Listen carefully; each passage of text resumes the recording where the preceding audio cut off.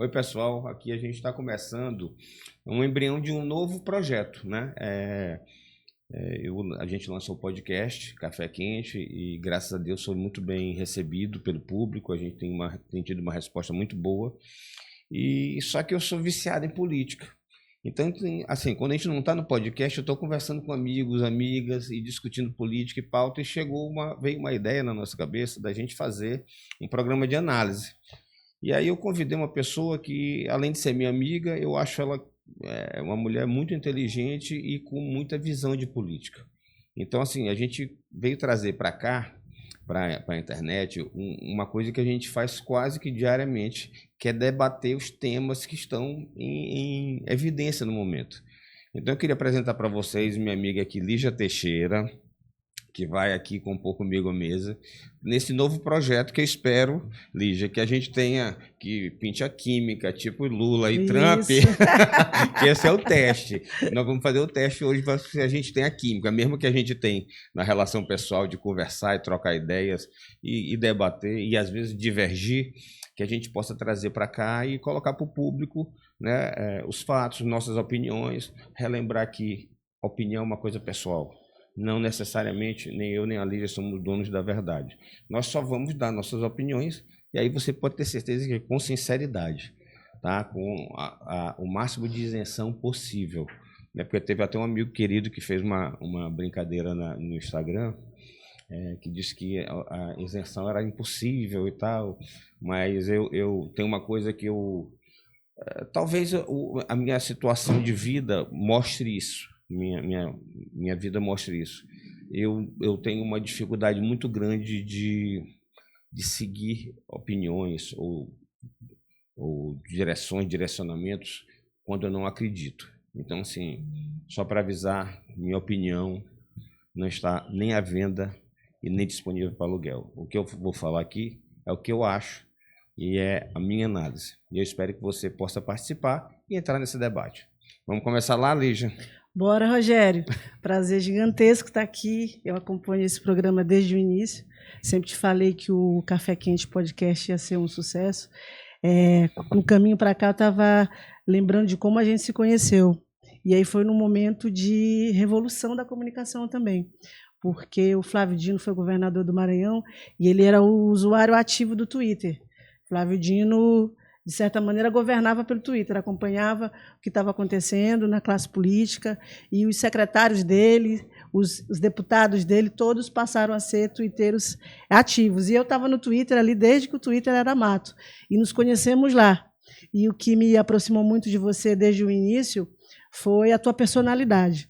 Nós temos origens diferentes, temos histórias de vida completamente diferentes, experiências completamente diferentes, mas nós somos parecidos em algumas coisas. Primeiro, que a gente tem personalidade forte, que para alguns é um problema. Segundo, que nós somos extremamente emocionais no sentido da palavra.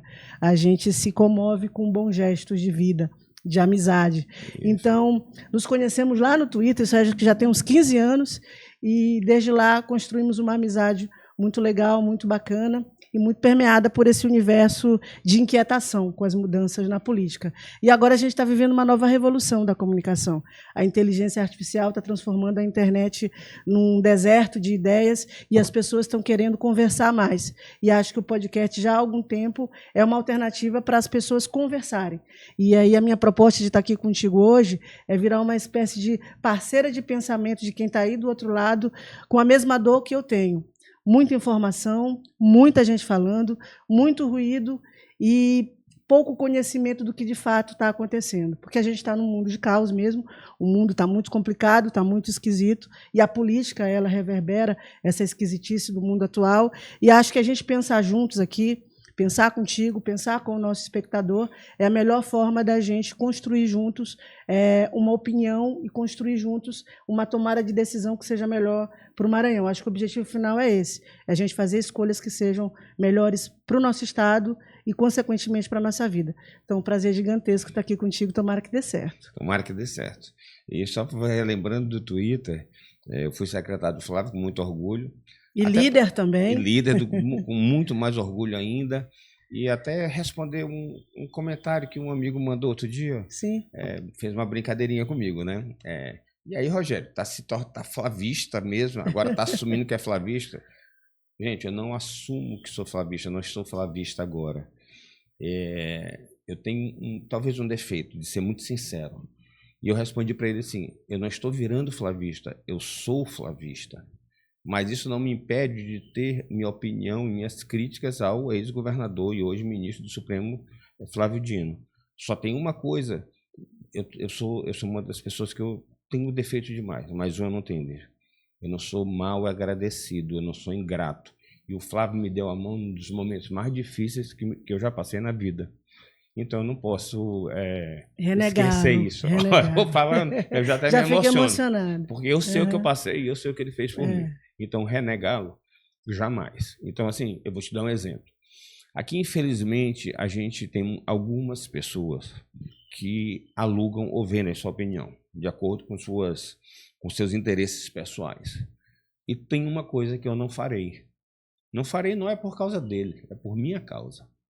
Se, Rogério, tu quer ganhar 100 mil por mês, eu queria ganhar 100 mil por mês. Quem não quer? 100 mil por mês, mas você vai ter que fazer uma crítica baixa ao ex-governador Flávio Dino. Eu digo, eu agradeço muito, queria muito ter 100 mil, mas ter 100 mil não vou poder fazer. Agora, críticas a ele, eu farei como farei de todos. Eu até pelo seguinte, se eu não for criticar amigos, o programa não vai existir, porque eu sou amigo de quase todos da política. Então, assim, só para deixar claro, para não ficar subentendido, tá? Sobre essa questão. Na verdade, eu acho que eu quis ambientar o momento em que a gente se conheceu, que foi lá no Twitter, nesse momento em que o Twitter era relevante para o debate público, né? Eu era do secretário, eu era dos tops, né? Que eu comecei a usar e fiquei viciado. Eu lembro. Infelizmente, o X hoje em dia virou um lugar assim, meio inóspito, né? Para quem pensa. É mais para quem... mais para maluco, assim, só porque assim tem como é o nome daquele algoritmo, né? Isso. O algoritmo, se tu não pensar igual à direita, à extrema direita, tu não aparece. Tu pode ter milhares e milhares de seguidores, tua visualização é desse tamanho. Então, me leva a crer que tem alguma ferramenta que modula a rede de acordo com os interesses do proprietário. Mas vamos começar. Vamos embora. Vamos começar. Tipo, a gente conversa geralmente à noite, pessoal, que eu tenho problema eu durmo muito tarde, sempre tive problema de sono, então eu fico perturbando alguns amigos. Uma das principais é a Lígia. Lígia, que até inclusive é o seguinte, ela é a mais rápida, é o saque mais rápido do Oeste na questão de informação de política. Às vezes a gente conversa uma coisa, eu digo, Lígia, não acredito que essa pessoa disse isso. Ela cala. 2 minutos depois vem um vídeo com a pessoa falando. Eu digo, não, Lígia.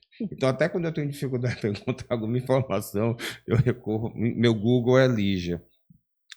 Lígia, sobre os acontecimentos atuais, vamos começar aqui nossa análise. Vamos embora. Podemos começar por qual? A gente começa pela questão do orçamento, que está muito debatido agora esses dias, a votação do orçamento da Prefeitura de São Luís, onde tem uma narrativa do Braide dizendo que a Prefeitura não pode, que ele está engessado na gestão, e a Câmara também pressionando por outro lado, creio eu, não tiro a razão da Câmara, as emendas, acho particularmente que o motivo maior é o não pagamento das emendas, que são impositivas.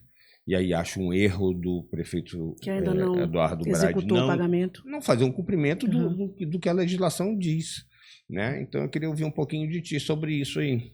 Obviamente tem umas questões mais técnicas, né, Lígia? Isso. Que nós não vamos nos arriscar a aprofundar, né? Sim. Rogério, assim, a primeira coisa que eu acho que é interessante a gente observar é que eu tenho muito respeito pela Câmara. A nossa Câmara é das mais antigas do país, né? É de 1612, vereador Simão Eustáquio da Silveira, fundador. Tenho muito respeito, é a nossa primeira grande instituição do Estado.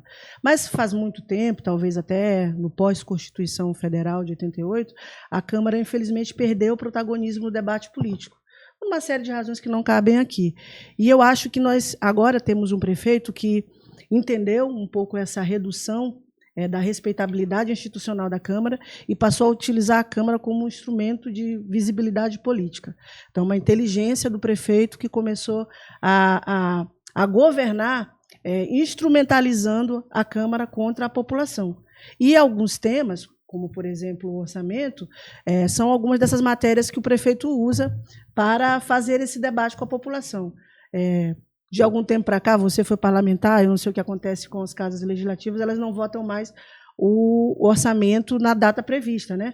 Até o final do ano, porque existe um dispositivo legal que diz que o orçamento tem que ser votado antes do encerramento dos trabalhos, antes do recesso legislativo. E os parlamentares encontraram mecanismos para não votar mais, para usar o orçamento como uma ferramenta de pressão, o que é legítimo, e os vereadores de São Luís foram nessa onda. Só que aí não contavam com o prefeito, que conseguiu, como eu falei anteriormente, instrumentalizar esse debate para se fortalecer politicamente, de certa maneira, usando a Câmara Municipal de São Luís desgastada contra a população. E a Câmara também não entendeu direito o seu papel nesse processo. A gente tem um tipo de político como o Eduardo Braide, que eu acho que entendeu como é que funciona a política no universo digital e que governa prioritariamente com isso. Se a gente vê as decisões relacionadas à greve, à crise do transporte, o colapso do transporte de São Luís, o prefeito jogou com a justiça também. Jogou com o Poder Judiciário para emparedar empresários, para emparedar a própria Câmara de São Luís. Então, acho que a discussão de fundo é essa, é como o prefeito usa uma instituição que está desgastada politicamente, na minha opinião, já há bastante tempo, para capitalizar politicamente com isso. E a Câmara, por sua vez, talvez não tenha entendido direito esse jogo do prefeito e acabou caindo em uma série de armadilhas. Eu acho, Lígia, assim... Parece um pouco isso. Meu avô já foi membro foi 12 anos vereador de São Luís. Então eu tenho um respeito muito grande pela Câmara, mas acho que hoje o Eduardo, o prefeito Eduardo Braide, ele faz tudo isso muito também pelo momento em que a Câmara vive. Um desgaste muito grande, né? Uma Câmara que é apontada com vários atos de irregularidade, pessoas que são demitidas não recebem indenização, acusações de que só uma parte dos servidores recebem 13º.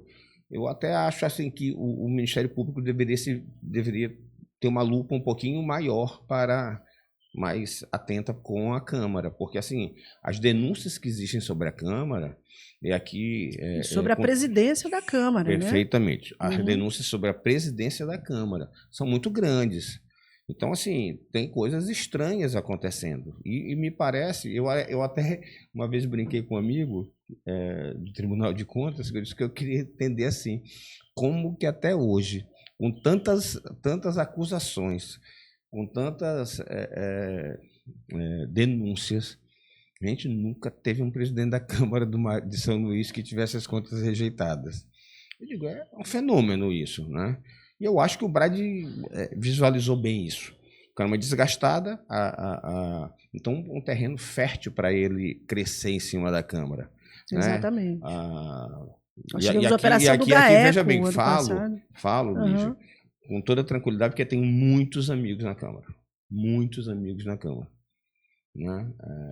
Mas com a operação de GAECO, com uma coisa mal explicada de uma ação que existe lá, que depois a justiça, eu não vou discutir decisão judicial, né? Mas que trancou esse processo. Então já existe outro processo lá. Aí agora já saiu uma denúncia que o filho do Procurador-Geral de Justiça como é que é? Subprocurador da prefeitura, da Câmara. É uma coisa que, vamos combinar, que não é mais adequado, né? E politicamente a Câmara resolveu, por alguma razão, eu acompanho de vez em quando as sessões na Câmara, você tem vereadores que passam um tempo maior defendendo as ações do governo do que discutindo a cidade. Então, acho que é uma omissão dos assuntos do município. A Câmara se omite e gera um distanciamento maior ainda da população, né? Eu sinto muito que a Câmara, politicamente, de certa maneira, foi instrumentalizada para interesses outros que não os de legislar, e acaba que os assuntos de São Luís ficam em segundo plano. Pelo menos é o que eu observo de longe. Minha opinião também é a mesma coisa. Teve, por exemplo, CPI do transporte público. vi pouca visibilidade do que foi apurado durante essa CPI. Agora a gente está enfrentando uma nova greve na verdade, todos os anos eu acho que tem tido greve, né? Sim. Mas assim, ficou ano passado eles inovaram porque houve greve no início e no final do ano. Geralmente era no primeiro mês por conta da discussão salarial. E agora temos greves 2, 3 vezes no mesmo ano. Ali existe uma questão técnica que eu acho que a Câmara deveria expor, porque esse é o papel dela, é de fiscalizar.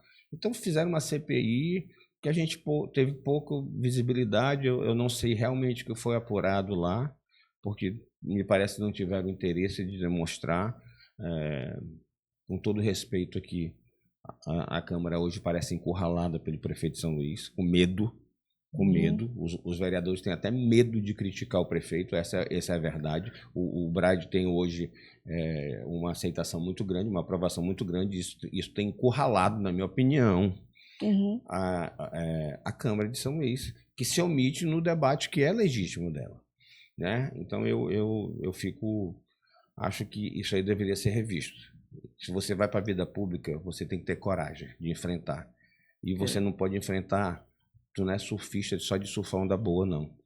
Se você está lá, você tem que cumprir sua responsabilidade, sua obrigação. Sua obrigação é fiscalizar e legislar. E a Câmara de São Luís, infelizmente, no momento, tem abdicado bastante dessa parte. Mas isso requer liderança, né, Rogério?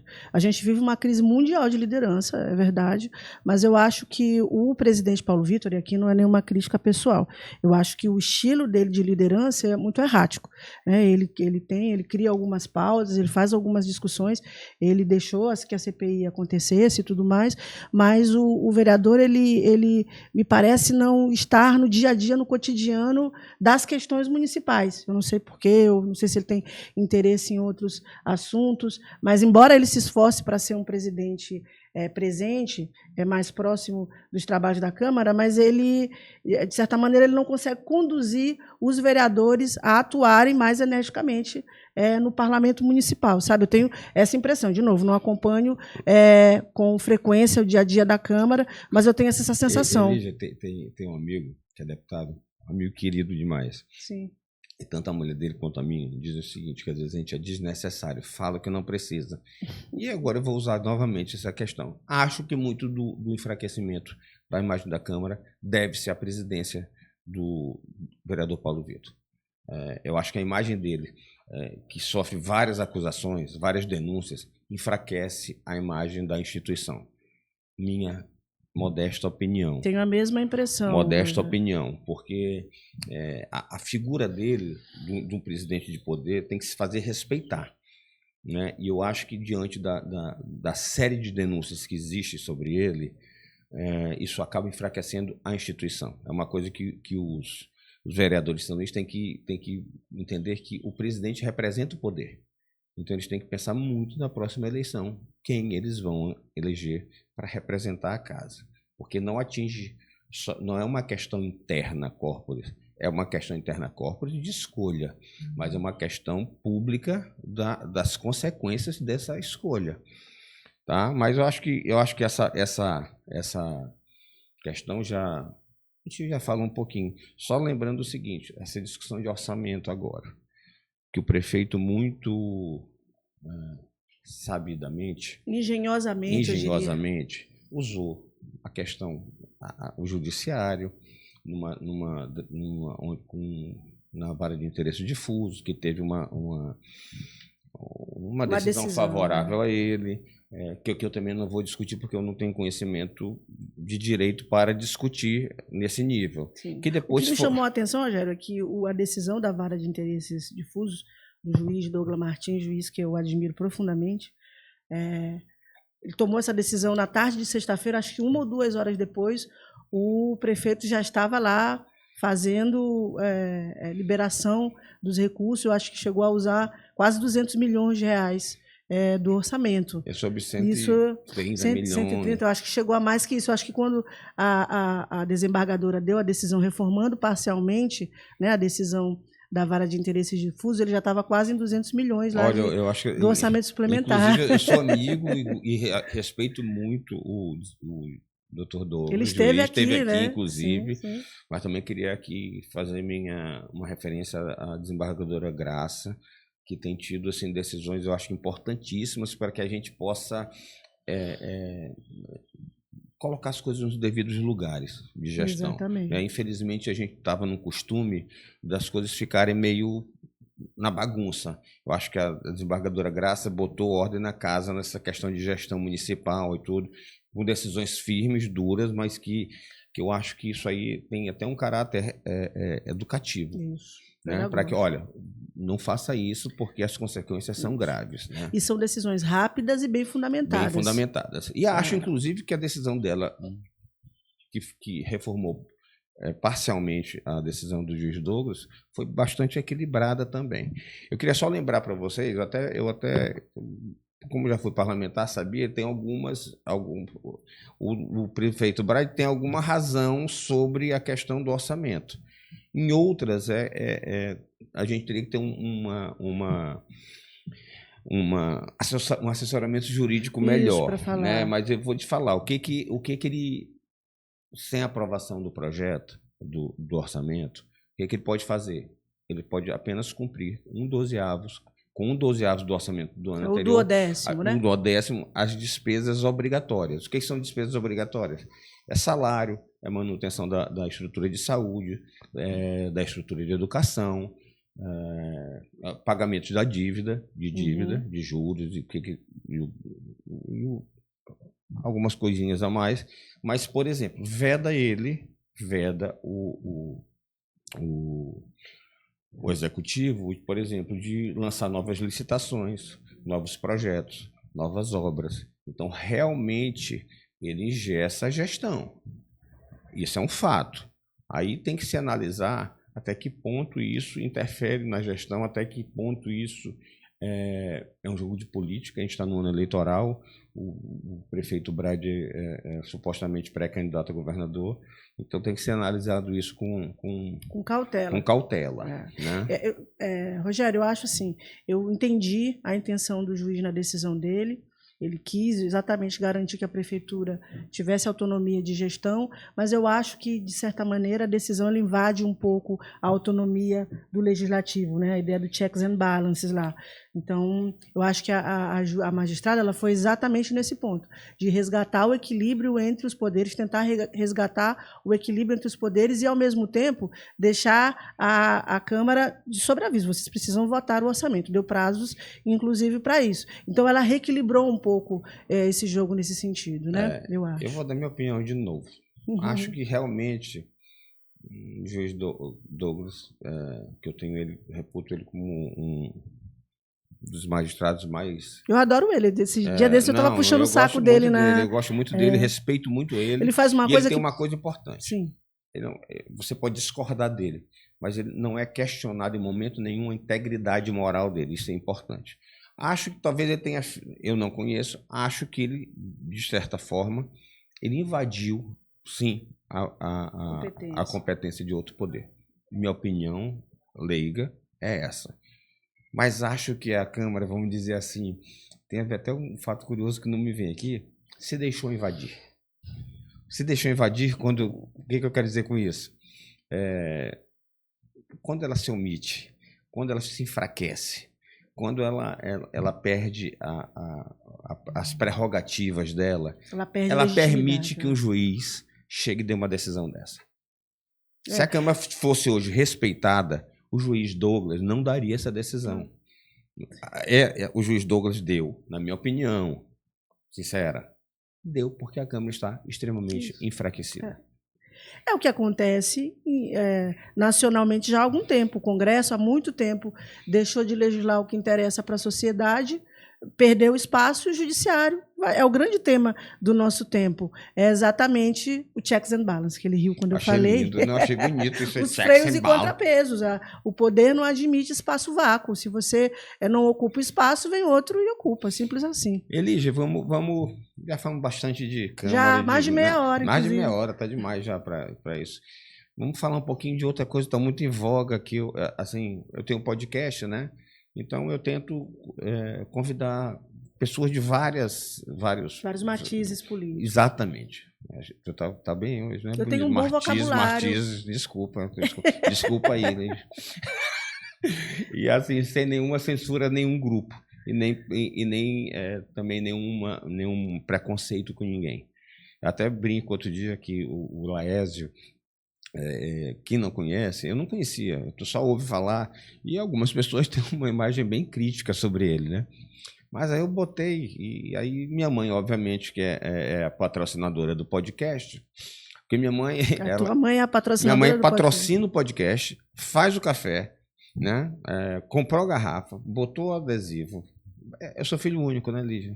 Então já está explicado, né? Eu não sabia, né, que tu eras filho único. Agora eu comecei a entender muitas coisas. Especial. Então, aí minha mãe estava assistindo Laésio. Sim. E aí, obviamente, vai começar, ela é a primeira tá lá para prestigiar o filho. Aí ela começou a dizer, meu filho, eu estava gostando do Laésio, eu gostei dele. Eu estava pensando em votar nele. Não, não está pensando em votar em ninguém, não, porque teu voto aqui é de cabresto, tu vai votar em quem eu disser para tu votar, mãe. Porque se eu não conseguir, isso aí. Porque se eu não conseguir controlar teu voto, que democracia é essa? Mas assim, é dar oportunidade para várias pessoas falarem, né? E a gente teve aqui, tem um fato que está muito quente no momento, essa questão de posição do PT aqui no Maranhão, sobre candidatura. Então, a priori, teve a Carla Lima, que é uma jornalista que, além de ser minha amiga, eu respeito muito, porque eu acho ela muito profissional. Inclusive, a gente é uma pessoa também que eu converso muito sobre política. É uma das poucas que faz jornalismo com checagem, viu? Checando fontes antes de dar a informação. Pronto, tu falaste o que eu iria dizer. Outro dia, ela me ligou, me pediu uma informação. Disse, Carla, tal, dei informação. E ela foi checar. E eu achei legal porque tinha uma pessoa junto dessa pessoa que ela foi checar. E a pessoa negou minha informação. E negou por quê? Rogério, estava mentindo? Não. A pessoa estava mentindo? Não. Só que no espaço que eu tive a informação, o espaço da checagem, ela, por motivos pessoais, familiares e outras que não vêm ao caso, mudou de ideia. E disse, olha, essa pessoa vai ser candidata a deputada federal. Tá certo, tá 90% já alinhado. E estava. Só que durante esse período que eu tive a informação para a reportagem da Carla, ela mudou de ideia. Acontece, normal, mas a Carla foi lá checar. Ela poderia ter colocado a minha versão, porque assim, com toda modéstia, minhas versões, quando eu falo é porque eu sei da história. Eu sei. Quando eu falo é porque eu sei, não é porque eu acho, não. Então, realmente, assim, dificilmente eu dou uma errada. Né? Essa foi uma questão de tempo. Mas a Carla deu uma notícia, em primeira mão, onde nas comemorações de 46 anos do PT, lá teve uma conversa, não foi uma reunião formal, mas numa conversa entre a delegação do Maranhão e a direção nacional, onde estava o Zé Disseu e o Edinho, presidente do PT, foi falado que existia um veto ao nome do secretário Orleans Brandão. E a Carla checou e deu notícia. Após isso, aí eu tenho 57 anos de política, porque eu já nasci na política. Eu nasci, meu tio era prefeito, eu já nasci cheio de secretário e gente dentro do meu quarto. No aniversário de um ano, eles já não estavam mais, porque meu tio não era mais prefeito e tinha perdido a eleição. Então, esses já tinham se afastado. Mas faz parte também da política. E aí, alguns foram, vamos dizer assim, admoestados, né? Para dizer que eu também tenho um bom vocabulário, né? Foram admoestados pelo governo, porque grande parte deles fazem parte da administração Carlos Brandão, e aí começaram até a diversar sobre o assunto.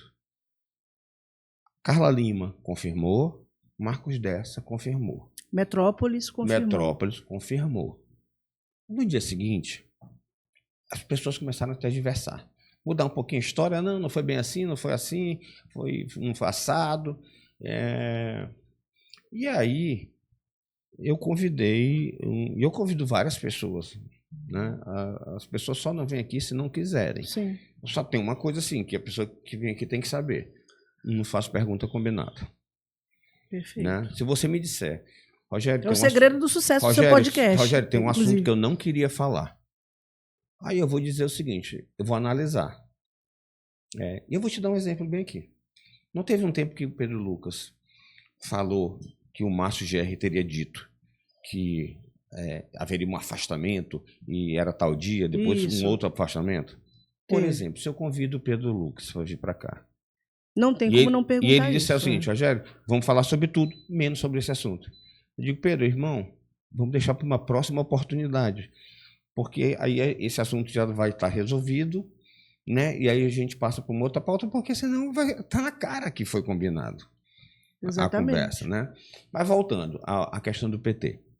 Então o PT, aí começaram a mudar a versão, e eu não sei porquê, uma parte da mídia ligada ao governo se preocupou demais com isso, de ter que desmentir essa versão, ter que desmentir a Carla, parte dela, inclusive, e aí um erro também por parte do grupo do Felipe, de querer descredibilizar a Carla, como se ela... E aí depois foi a presidente do PT, interina, né? Porque ela não foi eleita, tá só substituindo, porque está sob júdice. Provisória. Carla... Patrícia Carlo. Patrícia Carlo. Foi lá também, deu aquela... com todo respeito, aquela sabonetada. Um malabarismo retórico. Malabarismo, não. PT aqui é bom de malabarismo. É craque. Craque. Dono de circo devia contratar. No malabarismo era a turma, porque eles... porque, na verdade, essa é a essência do PT, né, Rogério? O PT, um dos maiores partidos do planeta, o maior partido de esquerda da América Latina, conseguiu eleger 6 vezes um presidente da República, né? Porque é um partido que entende a complexidade da política brasileira. E o Lula usa o PT para fazer esse jogo de marcha e contramarcha, que eles chamam de tática, né? Em administração pública tem estratégia, tática e operacional. E eles usam muito a tática para ir analisando o cenário e ir tomando e empurrando a decisão conforme os próprios interesses. Então, o PT é mestre em malabarismo retórico, para ir medindo a temperatura do cenário e conseguir se posicionar da forma mais vantajosa para o partido lá na frente. E estão fazendo isso com o Maranhão. Estão fazendo isso com o Maranhão. E aí o que eles fizeram? Passaram, eu acho, de uma certa forma até desrespeitosa, também com o Marco Dessa, que também é um jornalista que hoje eu considero o blog dele um dos melhores. Sim. Ele também considero. Ele acha que eu detesto ele, mas ele noticia um dos blogs que eu acompanho diariamente. Porque às vezes as pessoas acham que a gente, quando tu discorda da opinião, você tu não desgosta da pessoa. Isso. Não é, opinião é opinião, e não necessariamente a nossa é certa. Só que eu achei que teve uma preocupação exacerbada em desmentir essa questão do PT.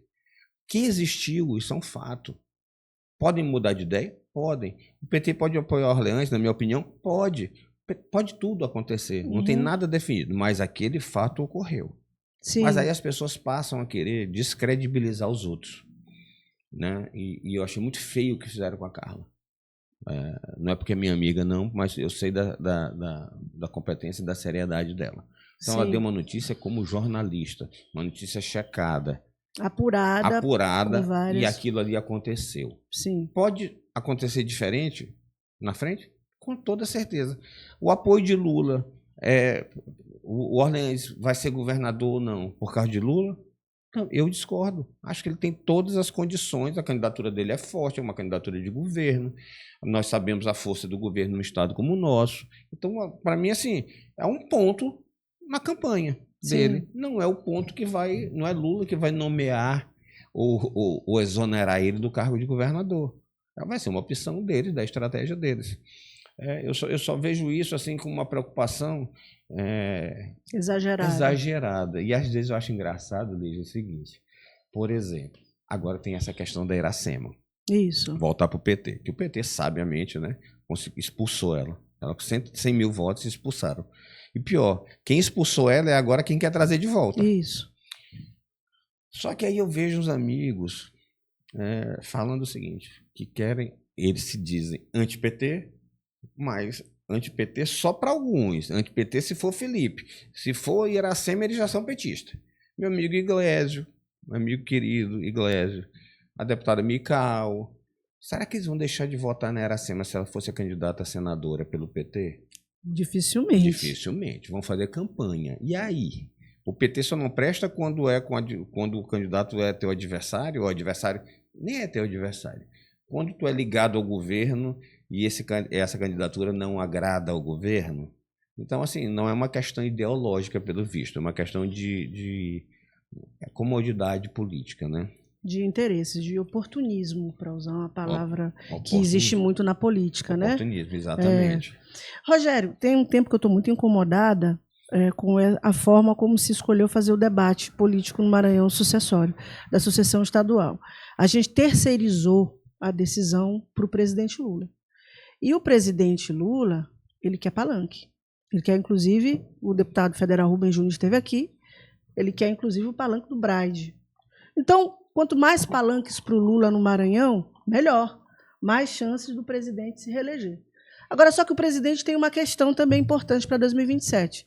Ele precisa se reeleger e precisa governar.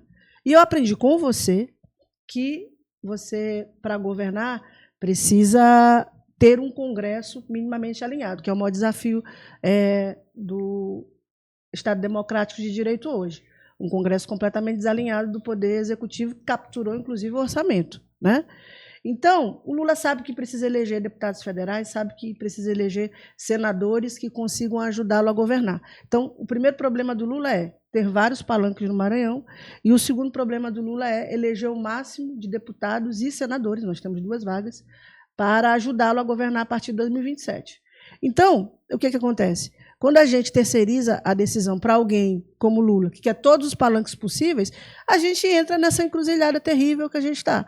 Então, o Lula vai adiando as discussões, vai adiando o diálogo, todo mês chama o governador Brandão, que é o líder natural desse processo de organização da própria sucessão, e vai negociando com todo mundo da maneira que ele acha.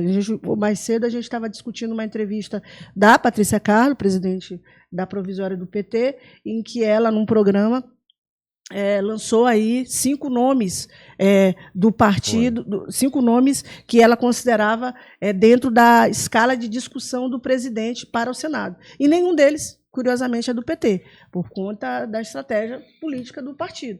Então, é muito esquisito esse cenário todo, eu acho. Mas isso começa porque a gente, de certa maneira, terceirizou exageradamente as decisões sobre o futuro do Maranhão na mão do presidente Lula. Eu acho assim, apesar de ele ser um super eleito aqui, às vezes tenho minhas dúvidas se ele é um super eleitor. O Lula, eu tenho minhas dúvidas. Acho que ele não, mas sim. A gente ainda não divergiu, né?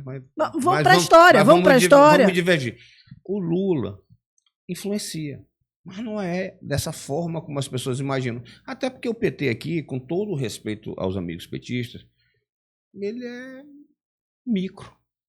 Representação. Tem um deputado estadual? Não tem. Tem um federal? Tem que... Meu amigo Rubens nunca foi petista. Né? Não vamos dizer assim, porque teve um tempo que era mais difícil, era mais fácil tu virar judeu, sem ter nascido judeu, do que tu ser candidato pelo PT. Vale até lembrar que o virar judeu sem ter nascido judeu é difícil. É difícil, mas era mais fácil do que tu conseguir ser candidato pelo PT entrando, porque lá tinha uma fila. Então, o próprio Flávio Dino, a primeira tentativa que ele teve, ele queria ser candidato a senador pelo PT, foi vetado. Foi barrado porque a dinâmica interna do partido é complexa. Era complexa. Justamente. Então, eu acho que superestimam essa questão do Lula aqui, né? A gente vai ver vários momentos em que o candidato que ele apoiou perdeu. Isso. Né? Aí tu vai dizer, não, porque ele não veio fazer campanha, porque não... Perdeu. É um fato. Então, assim, ele é importante. Você ficar contra ele não é bom, talvez não seja bom. Isso aí também a história mostra, recente. Tanto que, por exemplo, a gente vê a turma da direita aqui, ninguém vai para cima para pedir voto contra o Lula. O último que eu vi aqui, e realmente para um palanque pedir voto para o Bolsonaro contra o Lula, foi o hoje ministro de Lula, André Fufuca. Esse foi e pediu o voto para o Lula, pro Bolsonaro. Criticou o Lula e tal. Só o resto se cala. Porque tem uma história que eu acho que é diferente, assim, a dinâmica E isso é um erro que, na minha opinião, pode custar caro para algumas pessoas. Eleição majoritária é diferente de eleição proporcional. Vou te dar 2 exemplos aqui. Rosiana, gosta ou não dela? Ela foi 4 vezes governadora, é uma liderança. Tem muita gente que gosta e que admira ela. Ela teve uma votação para o tamanho do nome dela, pífia. Eu acho que ela não teve 100 mil votos. Quando apostavam, 90 e poucos mil. Quando apostavam que ela teria 300, 400, eu digo, olha, se ela tiver muito é 150 e se zangavam comigo. Mas não é que eu estou diminuindo a Rosiana. Eu estou vendo a realidade. Os mandatos de deputado hoje são cada vez mais vinculados a dinheiro. São mandatos comprados, com raríssimas exceções. Uns comprados mais caros, outros mais baratos. Acho que o que varia mesmo é o preço de mercado. É o preço de mercado. Já a majoritária, existem outros componentes. E eu vou te dar um exemplo, eu não vou usar o nome, ele é da Baixada, essa pessoa, já foi deputado, foi conselheiro do Tribunal de Contas, não diria que é meu amigo. Entregou metade do jogo. Não diria aí, que é gente? meu amigo, mas é uma pessoa que eu tenho uma relação boa, respeitosa. Mas não é nada demais, é só uma história engraçada. Cafeteira, candidato em 86. E ele deputado, se não salvo engano, deputado estadual lá no município dele. Ele chegou na hora da campanha pedindo voto e tal, e um eleitor disse, deputado, eu voto, mas assim, eu queria uma bicicleta. Para eu votar, eu queria uma bicicleta. Ele, rapaz, eu te ajudo o ano inteirinho, te ajudo sempre, para tu votar em mim, eu tenho que te dar uma bicicleta. Mas, e para votar no cafeteiro, ele vai te dar o quê? Não, no cafeteiro eu vou votar, porque tu conhece o cafeteiro? Não, mas eu gosto dele, eu quero votar nele. Então me diz uma coisa, para mim, que te ajudo o ano inteiro, eu tô aqui, para tu votar em mim, eu tenho que te dar uma bicicleta. O cafeteiro tu vai votar de graça. Pronto. Voto proporcional é pragmatismo. Voto majoritário é sentimento, é afeto. Sentimento, afeto, é narrativa, é história. Essa é a diferença. Isso é que as pessoas, na minha modesta opinião, têm que observar. Não imagina que só o dinheiro vai comprar um mandato de majoritário, que não vai. Não vai. Eu vou te dar o exemplo do meu tio. 2006. Sabe quanto que foi gasto na campanha dele? Quando ele elegeu senador há 20 anos atrás. Na ponta do papel mesmo, do bolso dele, 0. 0. Por quê? Porque a gente ia viajar, tinha um avião que a gente ia de carona com o candidato a governador. A propaganda era vinculada. Então, assim... E ele era cafeteira. Ele era cafeteira. Então, assim... Sim. Hoje é fato também que não existe nenhum político no momento com essa característica que o Cafeteira tinha, que a Rosiana tinha, que esse capital que o Castelo tinha, mudou o Jackson. Eu vou te dar um exemplo bem aqui. Acho que, apesar de rejeição de tudo isso, a Rosiana, para uma candidatura ao Senado, ela é forte. Não sei se tu concorda disso, mas ela é forte. Nas atuais circunstâncias. Acho que ela é um dos nomes mais fortes que existem, porque ela tem história. Ela tem a parte sentimental. E tem os adversários também. Porque, Rogério, a gente tem acompanhado algumas pesquisas que têm saído para o Senado. Inclusive, curioso que o governador Brandão esteja em todas, eu acho curioso, né? Tem um tempo que ele disse que vai ficar, mas todas as pesquisas colocam ele aferindo para o Senado. E a gente percebe que o eleitorado ainda não tem... É lógico, mais de 70% da população ainda não está ligada na eleição. A gente vê pelas pesquisas. Mas a gente percebe assim, que o olhar mesmo das pessoas que estão próximas da política não brilha em relação ao Senado. A Patrícia Carlos colocou lá 5 nomes importantes, relevantes, considerou inclusive os 2 atuais senadores que podem disputar a reeleição, mas a população ainda não comprou a eleição para o Senado, não. Ela só botou uma restrição ao nome, salvo engano. Acho que foi a Mical. Eu não... Que foi colocado o nome, eu estava assistindo aqui. Eu confesso que... Ela falando dos nomes. Ela falou Iracema, Fufuca, Elisiane, de Fufuca. O Everton. De Fufuca, ela fez um comentário que eu achei um pouco debochado. Foi. Ela fala muito bem, né? Muito bem. Eu não conhecia a Patrícia, mas ela tem uma Isso que é nato na maioria dos petistas, né? Sim. Né? Eu acho que deveria ser, inclusive, um pré-requisito. Eu acho que é pré-requisito para ser de petista ter uma boa oratória. Mas eu achei um pouco debochado da parte dela quando ela fala do Fufuca, dizendo que o Fufuca é mais lulista do que qualquer um deles agora. Não sei se era um elogio ou um deboche, é só um comentário meu. E da Mikau, ela colocou uma postura que a Mikau... E o Washington teve aqui, ele relativizou um pouco a questão do Fufuca, que ele disse, o Fufuca é lulista agora, mas já foi bolsonarista, né? Fufuca não gostou muito daquele comentário. Mas eu também não teria gostado no lugar dele. Nem o Pedro Lucas também. Também não teria gostado no lugar deles. Eles até lembraram, Lígia, de quando eles apoiaram ele para prefeito de São Luís. Sério que nessa época eu acho que não se lembrava dessa postura deles. Mas eu não quero criar, longe de mim que eu não quero criar. Mas é o PT sendo o PT, né? Não quero criar confusão com ninguém. É só um comentáriozinho aqui de bastidor. Sim, mas voltando à questão do Senado, eu acho que acontece muito isso. A falta ainda de consolidação de um nome que de fato tem aderência com a intenção de voto do eleitor dificulta muito a escolha. E o cenário nacional também, né, Rogério? Porque a gente tinha... antes da prisão do Bolsonaro, uma expectativa de que o Tarcísio fosse ser o candidato à presidência da República, e o Centrão todo, o capital financeiro, a Faria Lima, todos se reuniram em torno da candidatura do Tarcísio, e o Bolsonaro unilateralmente lançou para valer, não foi brincadeira, não foi da boca para fora, o Flávio Bolsonaro. E está se mostrando um candidato agora viável. E eu vou dizer uma coisa, quando o Bolsonaro escolheu o filho, aí roda, assim, eu acho que eu passo o dia conversando política, né? E aí o pessoal criticando o Bolsonaro e tal. Eu digo, gente, Bolsonaro...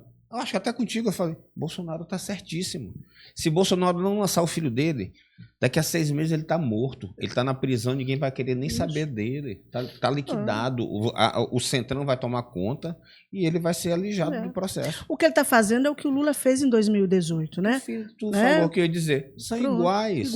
Iguais. O Lula e o Bolsonaro são iguais. São faces diferentes da mesma moeda. E eu não estou relativizando aqui, fazendo um falso alinhamento, porque eu acho que há uma diferença gigantesca do ponto de vista da estratégia de poder dos dois.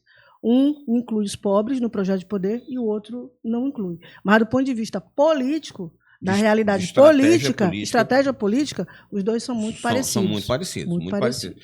Inclusive, só voltando àquela questão do PT, de hoje, da postura do PT, porque a Patrícia, quem não conhecia a Patrícia Carla passou a conhecer, né? Porque ela teve na Mirante, Checkmate, tudo quanto é programa. No Minardi. Foi no Minardi? Foi no Minardi. Deu uma entrevista muito interessante para o Minardi. Ela é boa. Mas se deu para o Minardi é pró-governo, né? Então... Tu que o dizes? Não, eu que digo e afirmo. Mas eu acho que ele também não faz muita questão de esconder. Nenhuma. Tá certo. Meu amigo, e respeito também. Cada um com seu cada um.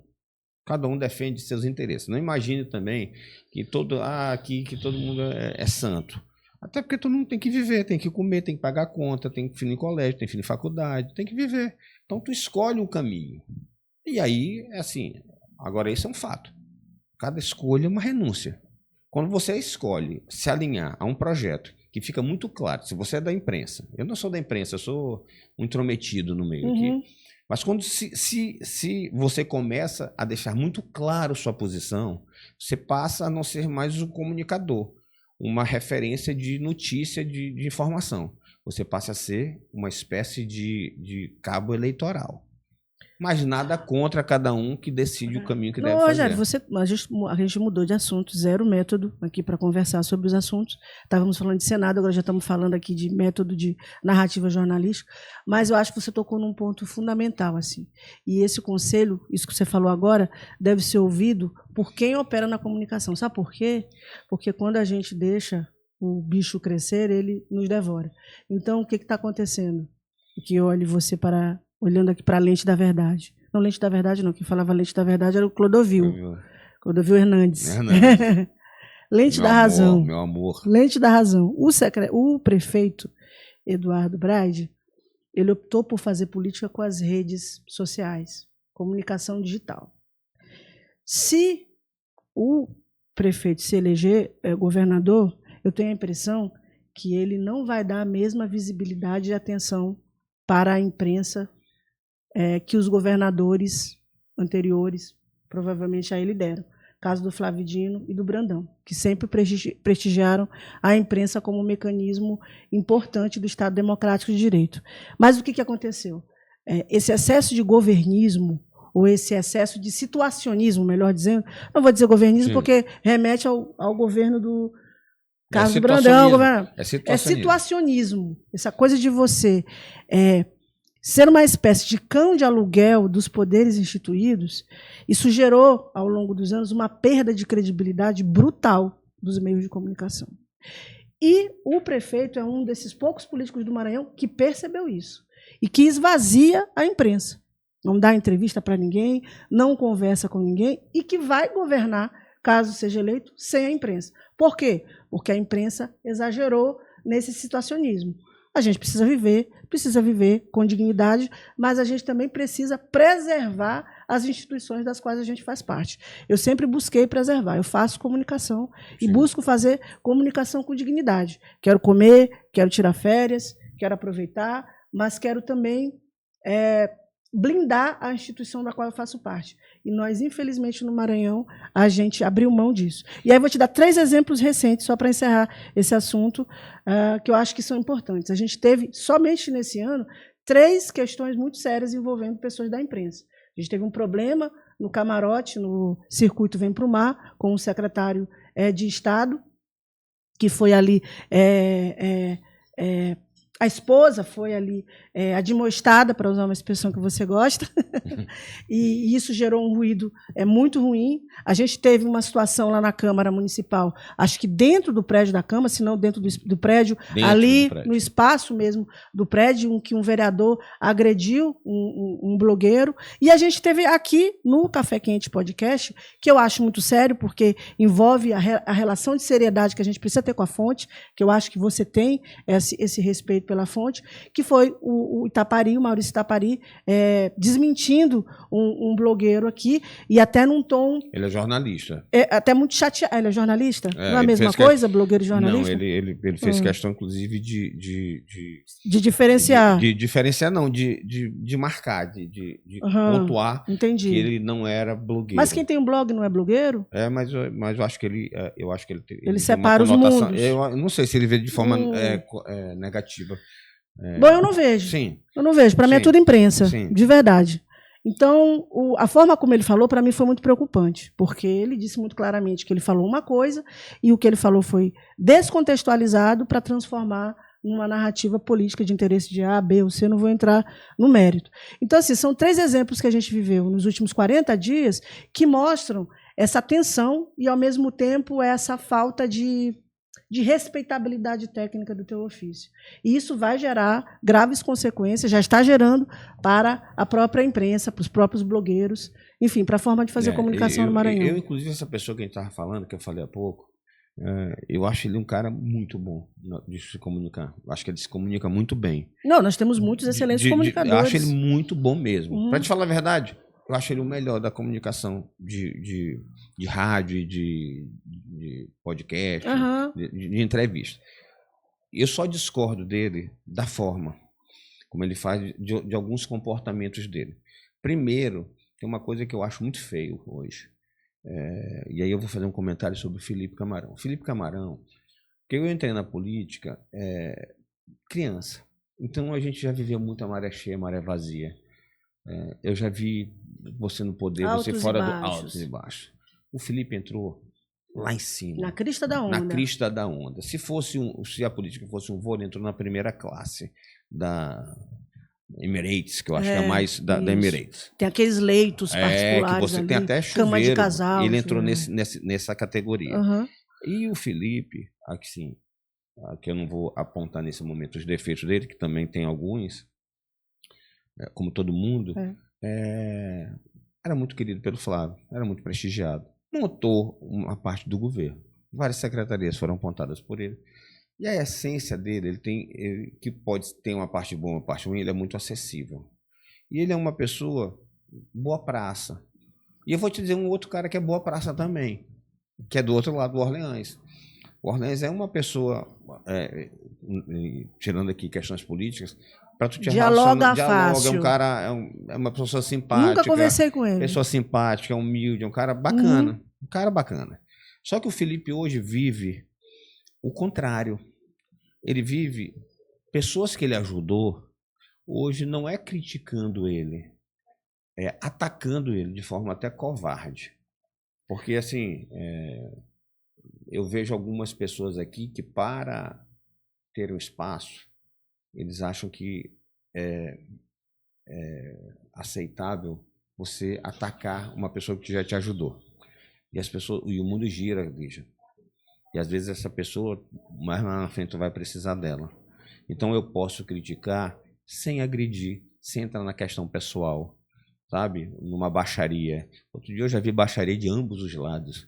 Uma envolvendo o Felipe, outra envolvendo a presidente da Assembleia Iracema. Eu acho isso assim, para mim isso aí é escória. É a escória. Isso é escória. E aí é uma questão de caráter, já não tem mais a ver com comunicação, com imprensa, com nada do que a gente está falando. Todo setor, todo lugar profissional tem profissionais que prestam e profissionais que não prestam. O que eu acho é que a gente fulanizou excessivamente o debate e diversos atores que não tinham protagonismo, até em função do crescimento das redes sociais, passou a ter espaço de visibilidade. A imprensa mudou. Todo mundo hoje é um porta-voz. Todo mundo hoje, com uma câmerazinha, vai lá e mostra um fato ou fala sobre algum assunto, pode viralizar. E aí acabou que isso gerou, do mundo político, uma reação que eu acho que é equivocada, que é você empoderar financeiramente uma série de pessoas que, de certa maneira, não têm compromisso, sabe? Olha, tu quer ver como isso retrata o descrédito da pessoa? Uma certa pessoa, outro dia, um cara conceituado, um jornalista, fez uma crítica ao presidente da Câmara, Paulo Vitor. Rogério, tu discorda de alguma coisa que ele falou? Zero. Acho que a análise dele foi perfeita. O conteúdo, ok. O problema. A forma. Eu não diria nem a forma, eu diria a percepção das pessoas. Aí tu vai eu gosto de ver comentários. Eu porque também. O comentário, ele te dá muito a temperatura. Comentários. O que foi? O Pix não caiu esse mês? E o vinho que tu tomava com ele agora não presta mais? O que foi? Não te pagou? Diminuiu Tu tá entendendo? E o que ele falou era verdade. Mas, assim, a postura que ele toma descredibiliza qualquer opinião dele. Exatamente. Que eu acho assim, ele está jogando fora o que ele tem de mais precioso. Porque, assim, eu tento ter aqui uma independência para quando eu der minha opinião, ela ter... Eu acho que até tu valoriza a tua opinião. Né? Se um dia eu quisesse, por exemplo, favorecer alguém, é mais fácil uma pessoa que não tem a imagem de subserviente, de cabo eleitoral, dar uma opinião, ela passa mais isenção do que um que Exatamente. É claramente alinhado a um segmento político. Exatamente. Né? Apesar de eu tenho minhas preferências pessoais, eu tenho meus interesses pessoais, mas aqui eu tento deixar isso de lado para que a gente possa debater política. Isso. E eu acho que a direita, por exemplo, percebeu isso melhor do que o centrão, do que a esquerda. Porque, por exemplo, você vê a direita quebra pau entre si ao vivo. No final do ano passado, lá em Santa Catarina, a Caroline Detoni, que é uma das candidatas, quer ser candidata ao Senado por Santa Catarina, fez uma live com aquela da Tiarazinha de Flores. Sim. Que é deputada federal. Tiarazinha, sabe que as duas foram para o quebra-pau ao vivo lá, chamaram outros para dialogar. Quer dizer, aqui a gente tem uma preocupação tão grande de blindar aqueles que nos financiam, que isso prejudica os que nos financiam. Porque Exatamente. O olhar que a gente passa a ter daquele cidadão é que ele não quer se revelar. E as pessoas têm vontade de que os atores políticos se revelem, sabe? Sejam mais humanos, se aproximem mais dos afetos. Afeto não só no sentido positivo, do amor, também do ódio.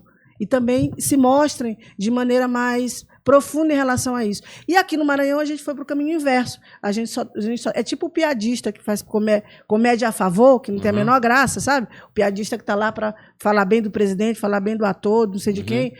ninguém acha graça. A mesma coisa a imprensa virou, é uma imprensa a favor. E aí você acaba mascarando tanto o profissional quanto o político. Você gera um sentimento inverso na população que está querendo outra coisa, sabe, Rogério? E aí o segredo do sucesso do teu podcast. Porque você vem aqui, olha no olho das pessoas e pergunta o que tem que perguntar. Eu vou te falar uma coisa. Quando a gente começou esse projeto do podcast, Lígia, eu vou te ser bem sincero, achei que não ia dar certo, não. Porque eu nunca tinha feito. Eu sempre tive certeza que ia dar certo. E a pessoa que me ajudou me financiou no começo também. Sim. Que é um amigo muito querido aqui. Não vou repetir porque já tá chato, já agradeci ele demais. Deputado estadual Catulé Júnior. Mas eu não tinha essa sensação que ia dar certo, para ser bem sincero. E eu acho que um dos sucessos, assim, dos fatores de sucesso, 2 fatores. Primeiro, nossa equipe, a gente deu sorte até do lugar onde Catulé alugou a primeira vez, que é onde a gente está aqui no Estúdio 7, de ter criado essa interação. Que é muito legal. O Anderson é um cara assim que tu cria liga, entendeu? Por exemplo, que a gente já extrapolou o tempo aqui, nós já extrapolamos o tempo aqui horrores, e ele está lá, ó, firme e forte, nos olhando aqui. Mas ele está só olhando ali. Ele fica não vou dizer que ele fica namorando no WhatsApp, porque vai que a mulher dele não gosta, né? A namorada. Mas é com ela, que pensa no homem apaixonado, é esse aí. Mas assim, criou liga. Né? Tanto que eu fiz uma vez, não tinha tempo aqui, fui fazer em outro lugar, foi péssimo. Não estou querendo criticar o lugar, não teve interação. Química, né? Não teve química. Então, assim, aqui teve tudo química. Né? Às vezes eu estou precisando de um corte e tal, o Anderson está lá no interior dele e está na beira do rio, aí ele resolve lá para mim, manda o cara, faz o corte, traz, assim, em 15 minutos eu estou com o corte para botar. Na BR, ele para, é verdade. Então, tudo, e os convidados, que nunca colocaram nenhum empecilho de pergunta, sempre me responderam. Agora eu faço, Lígia, de maneira gentil. Eu acho que quem tem que avaliar a resposta é o público. Eu não vou ficar aqui... Você convida as pessoas para vir à tua casa, você não vai destratá-las, evidentemente. Pronto, tu usaste tudo. Eles são meus convidados. Isso. Eu não vou destratar uma pessoa aqui, né? Mas eu faço a pergunta. Eu faço a pergunta que a maioria das pessoas queria fazer. Tu avalia se a resposta foi convincente ou não. Aí já é um problema que não é meu. É uma relação madura. É a relação que tem que existir, né? Mas eu acho que deu certo porque eu não sabia fazer. Então acabou ficando uma coisa que eu acho que até tu que me enviaste, ou eu te enviei, sobre um cientista político, que analisa política, ele falando exatamente isso. Que os políticos ainda não entenderam a questão do podcast. E pode ser coincidência ou não, eu vejo os podcasts que fazem mais sucesso, não são de jornalistas. Porque talvez o jornalista, pela formação que ele tem, ele dá uma coisa, faz uma coisa mais formal. Não é uma crítica, é só uma opinião. Uma metodologia. Uma metodologia. Como eu não sei fazer, eu acabo numa conversa. E assim, uma coisa é fato, eu tenho uma vantagem. Eu vivi o que eu falo. As coisas que eu conto não é porque me contaram, é porque eu estava lá, a grande parte eu estava lá, vivenciei.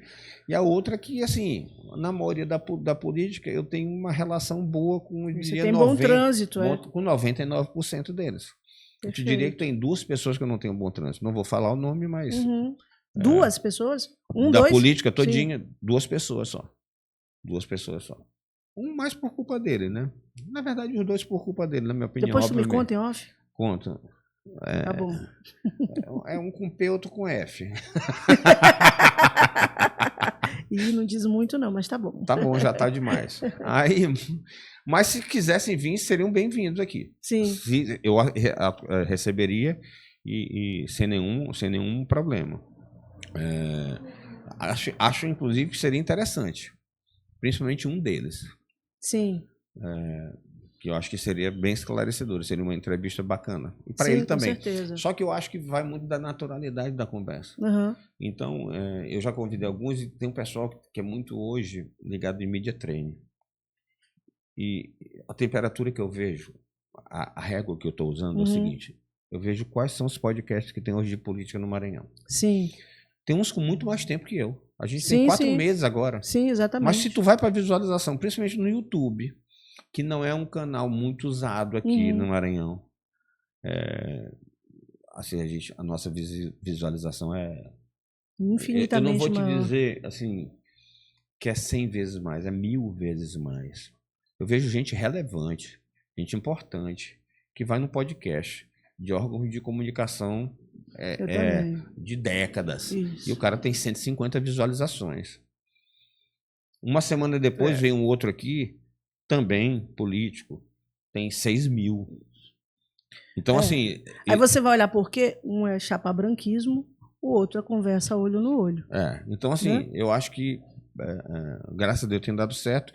E é a mesma questão que eu quero botar aqui nesse no Café Quente Análise. É uma coisa descontraída e a gente dando nossa opinião sem filtros. Sem filtros. Tem até o Maranhão Sem Filtro. Tem que é um Maranhão podcast Sem Filtro. lá de Imperatriz muito legal. Tem um menino lá que tem um topete, assim, eu confesso que eu fico olhando pro topete dele. Eu fico olhando o Josevan. E a gente faz muito collab e tudo. Ele tem me ajudado lá na região, me viu contato de pessoas para trazer de lá. Eu gosto bastante do Maranhão Sem Filtro. Mas eu fico pensando o seguinte: quanto tempo o Josevan passa para sair de casa preparando aquele topete dele? Porque não é uma coisa simples, não. Não é. Como é que ele consegue andar na beira-rio com aquele topete ali intacto, aquele vento que vem? Ele deveria, inclusive, se eu fosse dono de barbearia, dessas coisas, eu faria uma propaganda dele dizendo a pomada que ele usa para manter aquele topete intacto. E como o cara consegue aplicar para ficar alinhado daquele jeito. Porque é gigantesco o topete dele, viu, gente? E não mexe.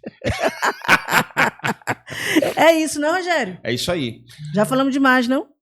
Falamos. Eu só queria falar mais uma coisinha. Claro, fica à vontade. Você que é o dono do programa, sou sua convidada. Uma ligeira análise sobre a questão do PT, que a gente falou muito do PT. Minha percepção hoje, que pode estar errada, é só uma percepção minha.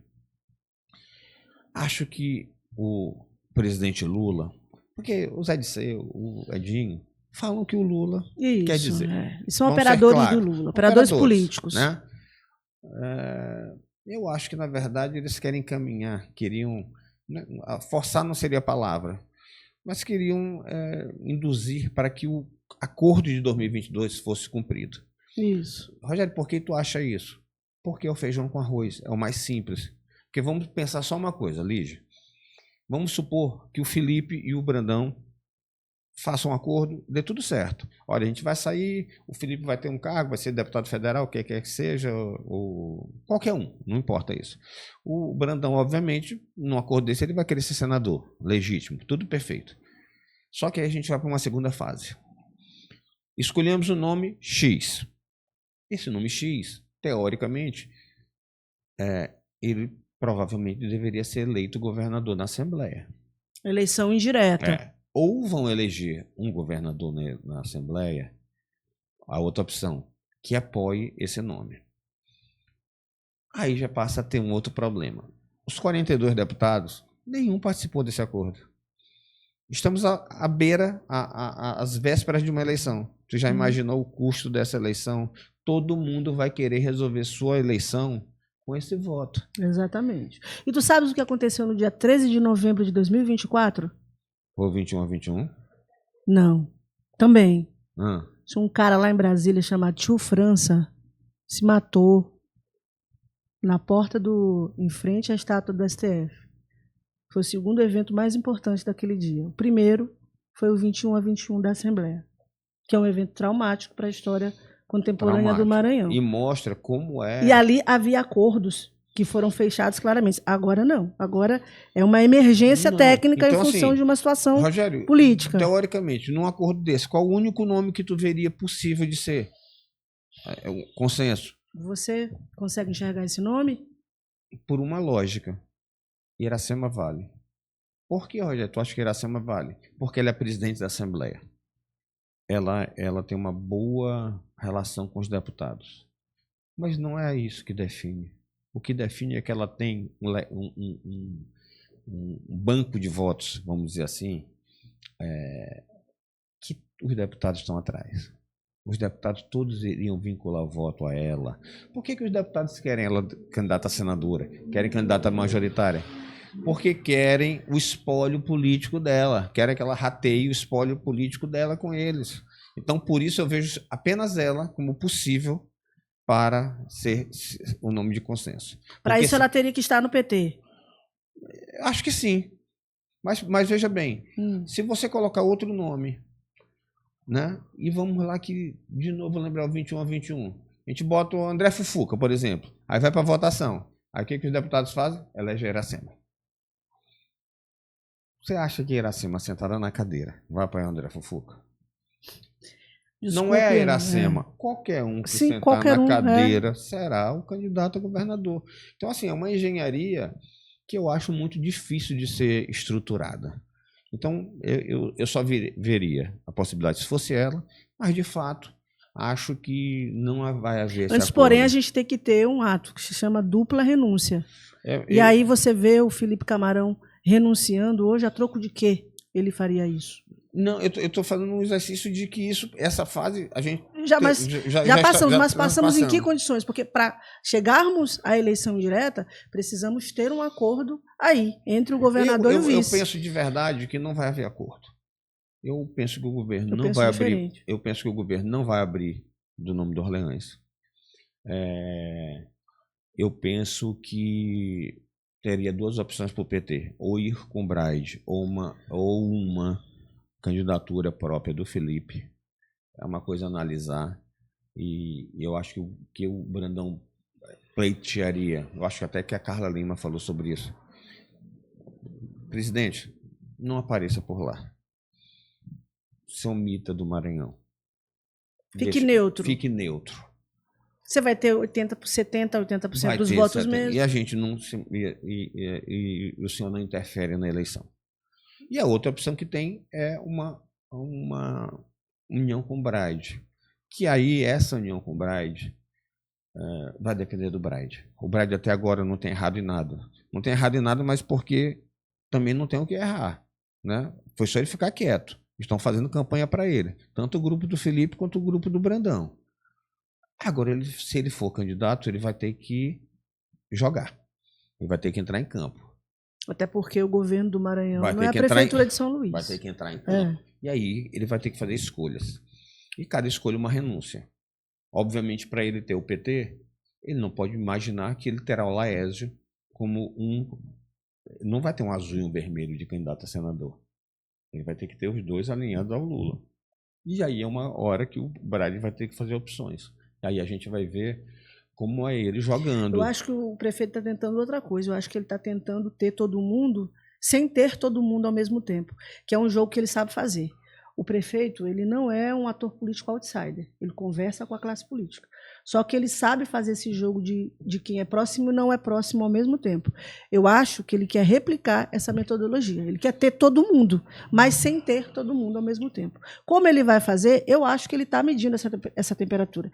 Ele testou isso no final do ano, quando houve a crise lá da questão do aumento do salário dele, um procurador entrou com um pedido de afastamento dele na Câmara, e ele se aproximou, os dinistas se aproximaram dele, ele se aproximou dos dinistas, ficaram lá trocando likes e beijinhos nas redes sociais. Eu tenho certeza que ele mediu, junto à população, qualitativamente, como é que foi essa aproximação. E, da mesma forma, depois do Carnaval, acho que ele vai fazer em relação ao Laésio. Ele vai tentar fazer um aceno mais próximo para o eleitor de centro-direita, para ver até que ponto o eleitor do Laésio tradicionalmente viria com ele. Então, para mim, o prefeito claramente vai querer ter sem ter ao mesmo tempo. Como que se faz isso? Aí é uma engenharia. Só ele para saber. Eu acho que a estratégia que ele usou até hoje, inclusive para prefeito, de não ter centro. Tanto que, assim, o prefeito era prefeito de São Luís, não recebeu o Bolsonaro, que era governador, que era presidente da República. Isso. E também, até hoje, nunca fez nenhum aceno para o Lula. Isso. Só que acho que para governador, ele vai ter que fazer uma escolha. Ou ele escolhe ir com o Laésio, que aqui mesmo no podcast. Já disse que está afim, que rola, sim. Não. Né? Não vou usar um termo aqui que seja depreciativo, mas ele já demonstrou, deu todos os... Não, ele falou, se você quiser me pedir namoro, eu aceito. Então, assim, ele já deixou claro que tem interesse de ir com o Braide. Aí o Braide tem que ver o seguinte: eu e o Laésio somos suficientes, porque Porque eu vou eu puxo meu eleitorado também para uma questão, para um lado do Flávio Bolsonaro hoje, do bolsonarismo. Será que isso vai me atrapalhar? Porque o Brad, na pesquisa, ele tem voto de ambos. Na hora que ele se posicionar, ele, pelo menos uma parte, ele vai perder. E o Brad não é que ele faz as coisas de cabeça, ele faz através de pesquisa. Isso. E até onde eu sei, a última pesquisa que ele fez sobre isso, sobre uma união, a união dele com o Felipe Camarão era positiva para ambos. O Maranhão ainda é prioritariamente lulista, né? Só que existe a outra vaga. O ideal é ele botar todo mundo. E diferente do que algumas pessoas falam, já o Laércio, aqui também no Café Quente, já disse o seguinte, que impossível não é. Mas porque ele depois ele viu a repercussão e ele porque negou. ele não faz política para ele, faz para o povo. Essa foi a resposta. Mas ele é meio assim, ele não sustenta tanto o que ele fala, porque ele disse isso para você aqui muito claramente. Acho que depois de uma semana ele fez um vídeo dizendo que nunca na vida, jamais ele se uniria num projeto que incluísse Felipe Camarão. Então acho que Laércio às vezes tem umas posturas que ele não sustenta, e isso deixa ele muito ambíguo e tem inclusive atrapalhado isso na pré-campanha, eu acho, tenho essa impressão. Para ser bem sincero, né? Tu só faz isso se tu achar que tu não tem chance.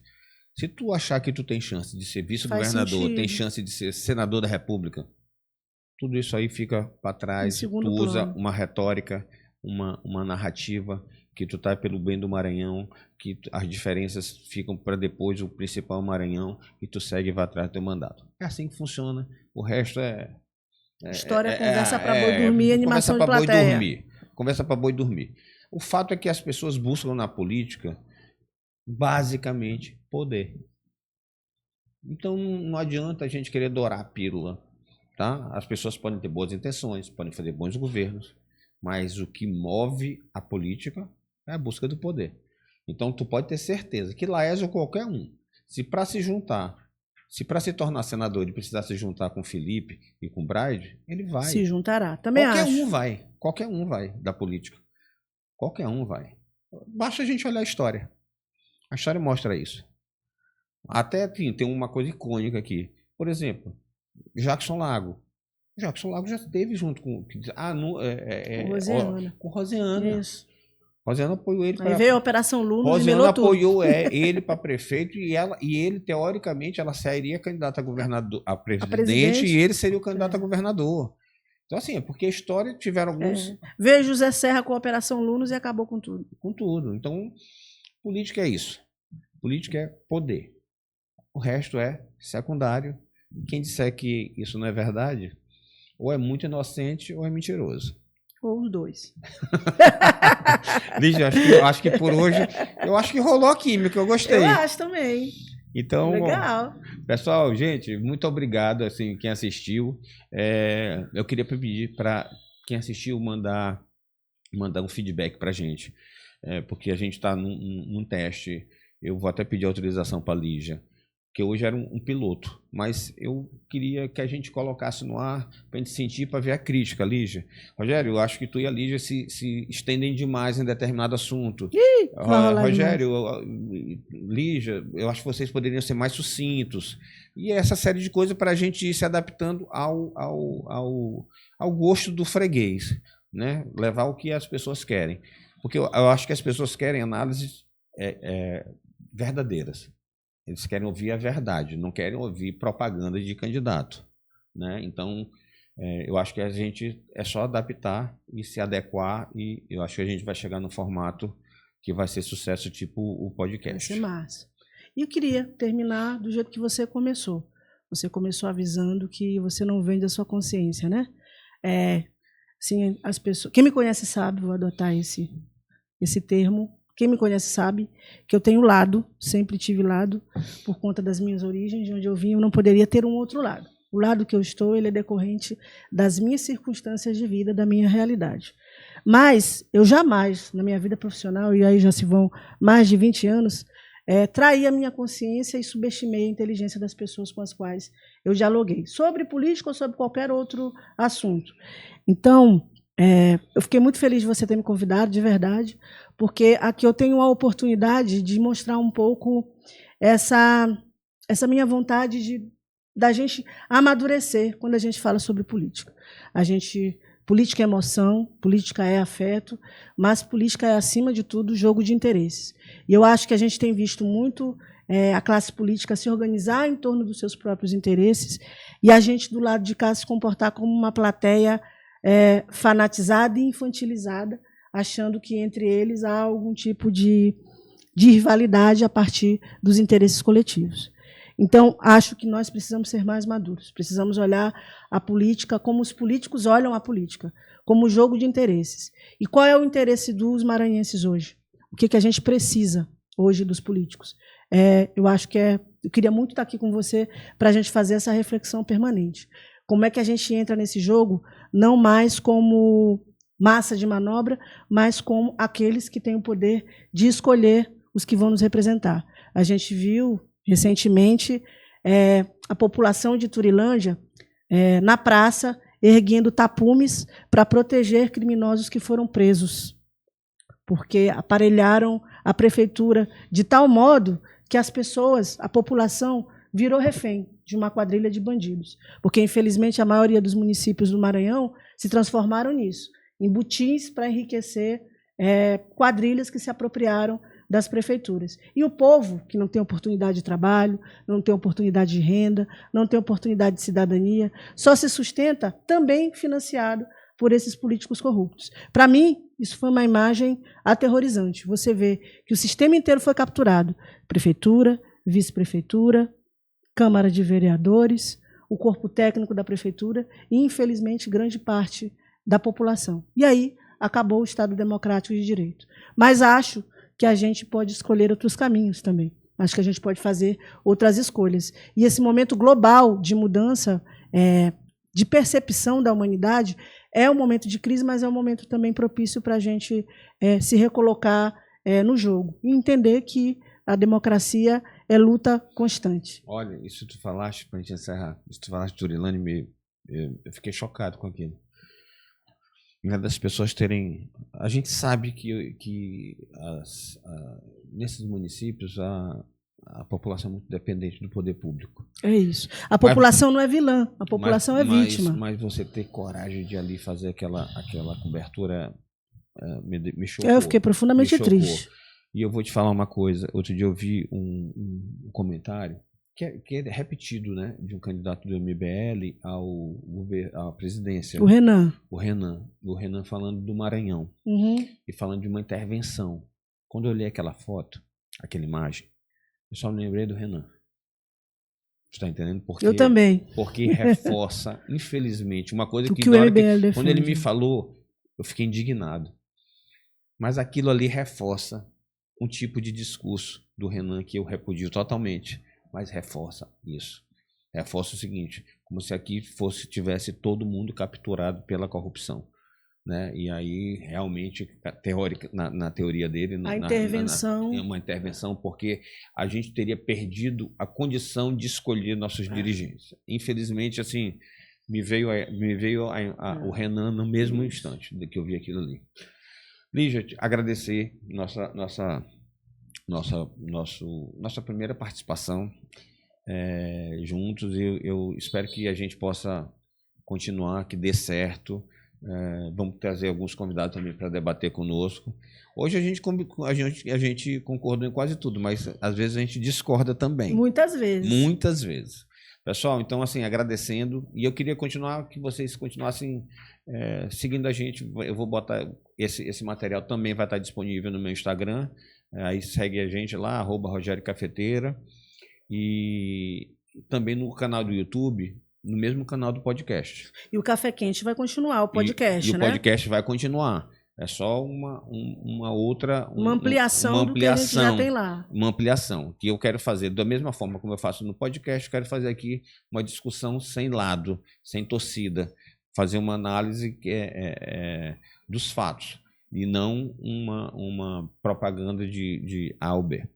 Gente, muito obrigado e até a próxima. Não se esqueçam, mandem a opinião de vocês sobre o vídeo, o que a gente pode melhorar, o que vocês querem ouvir, se a gente se alongou demais nos assuntos, se era melhor mais curto, que isso é importante para a gente. Muito obrigado e até a próxima. Valeu.